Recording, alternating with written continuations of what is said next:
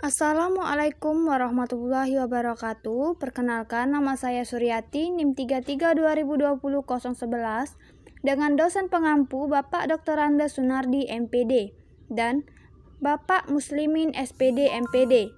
Media Pembelajaran Matematika, Universitas Muhammadiyah Palembang, Prodi Pendidikan Matematika.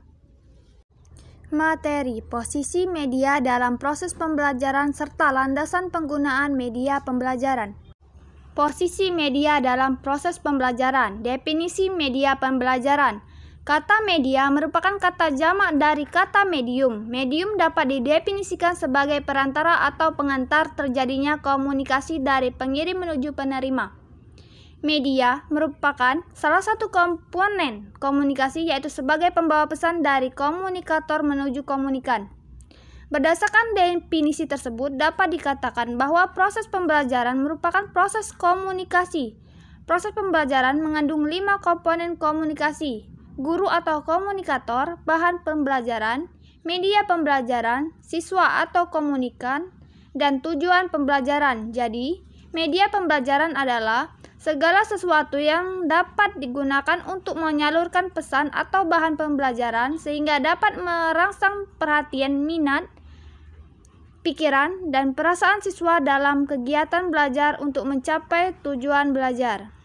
Posisi media pembelajaran. Oleh karena itu, proses pembelajaran merupakan proses komunikasi dan berhubung dalam suatu sistem, maka media pembelajaran menempati posisi yang cukup penting sebagai salah satu komponen sistem pembelajaran.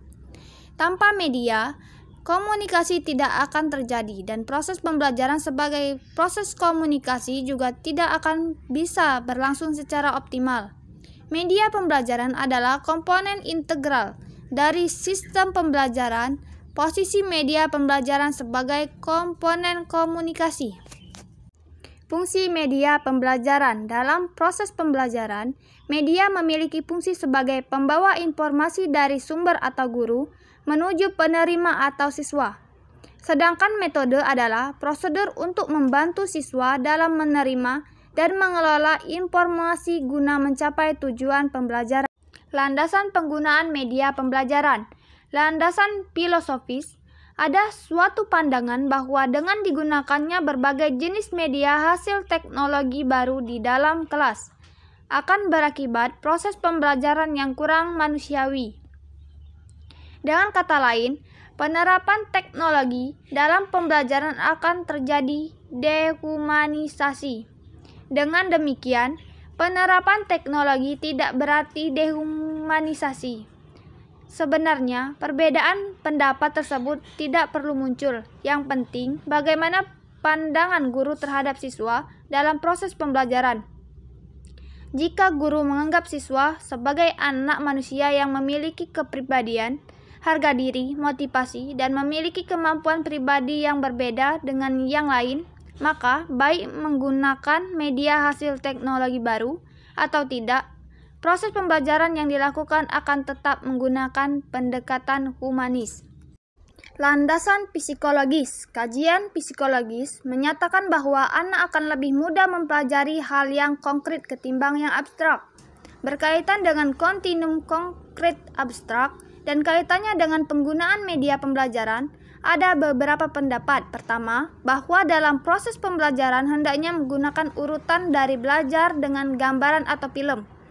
Kemudian, ke belajar dengan simbol, yaitu menggunakan kata-kata. Kedua, bahwa sebenarnya nilai dari media terletak pada tingkat realistiknya dalam proses penanaman konsep. Ia membuat jenjang berbagai jenis media melalui yang paling nyata ke yang paling abstrak. Ketiga, membuat jenjang konkret abstrak dengan dimulai dari siswa yang berpartisipasi kejadian nyata, dilanjutkan ke siswa sebagai pengamat terhadap kajian, kemudian yang disajikan dengan media, dan terakhir siswa sebagai pengamat kejadian yang disajikan dengan simbol. Jenjang konkret abstrak ini ditunjukkan dengan bagan dalam bentuk kerucut pengguna pengalaman. Landasan teknologis. Teknologi pembelajaran adalah teori dan praktek perancangan, pengembangan, penerapan, dan pengelolaan sumber belajar. Jadi, teknologi pembelajaran merupakan proses kompleks dan terpadu yang melibatkan orang, prosedur, ide, peralatan, dan organisasi untuk menganalisis masalah, mencari cara pemecahan, melaksanakan, mengevaluasi, dan mengelola pemecahan masalah-masalah dalam situasi di mana kegiatan belajar itu mempunyai tujuan dan terkontrol.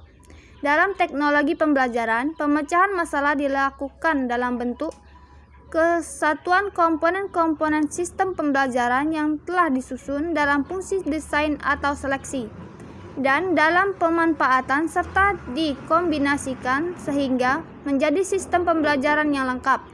Komponen-komponen ini termasuk pesan, orang, bahan, media, peralatan, teknik, dan latar. Landasan empiris. Temuan-temuan penelitian menunjukkan bahwa terdapat interaksi antara pengguna media pembelajaran dan karakteristik belajar siswa dalam menentukan hasil belajar siswa. Artinya, siswa akan mendapat keuntungan yang signifikan bila ia belajar dengan menggunakan media yang sesuai dengan karakteristik tipe atau gaya belajarnya. Siswa yang memiliki tipe belajar visual akan lebih memperoleh keuntungan bila pembelajaran media menggunakan media visual seperti gambar, diagram, video, atau film.